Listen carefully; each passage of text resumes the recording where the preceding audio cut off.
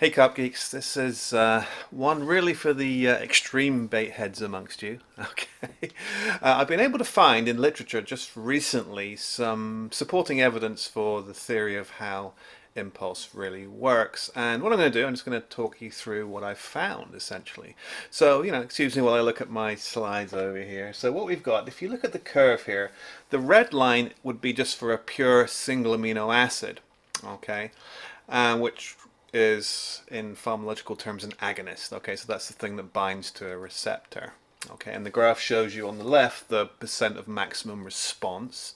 Okay, so in other words, the level of response you get, feeding response in our case. And along the bottom there, the actual dose of the drug or agonist, which is essentially the concentration of amino acid in the water when we fish. Okay, now as you can see, and I'll press buttons, right? So as you can see, I've labeled there the optimum range of receptor site occupancy essentially on the left axis there between 50 and 85%, and that's from literature. So if you cover between 50 and 85% of receptor sites for whatever drug, or in this case amino acid, you're dosing, you get a therapeutic response, as they call it, okay, which for us is an optimal feeding response. Key thing is though, when you look, and I'll just press the button again, those blue lines show you literally how narrow the concentration range is for an optimal stimulation for a single amino. And that's always been the problem, hasn't it, right? So amino acids work, it seems, randomly, right? Well, no, because that Goldilocks zone of perfect optimal concentration is very narrow. Okay, so it's a very narrow range of optimal concentration for a single.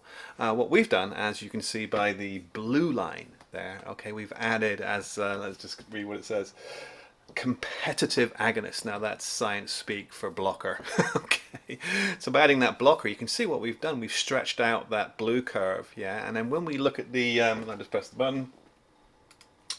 When we look at now the 50 to 85% optimal range, look how much wider it is on the bottom axis there. All right, so impulse, yes, it does what it says on the tin. Okay, it increases the optimal dose, right? So you can have a much broader amount, if you like, of impulse in your swim to achieve the desired effect. Now, of course, be careful, because you want to achieve that minimum threshold concentration, which gives you that 50% coverage. So that's why we say, hey, when you use impulse, it's literally one big ball of ground bait goes in first. That gets you over that 50% coverage into the quote-unquote Goldilocks zone.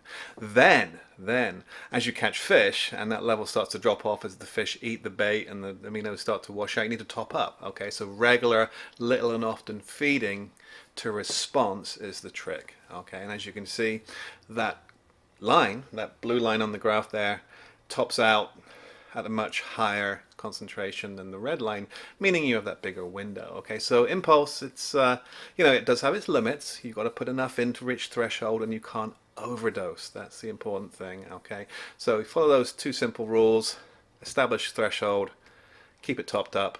You will very much catch more fish. Okay, I hope that makes sense. Drop us a line. Info at BioSource Baits if you got any more specific questions. Okay, see you next time.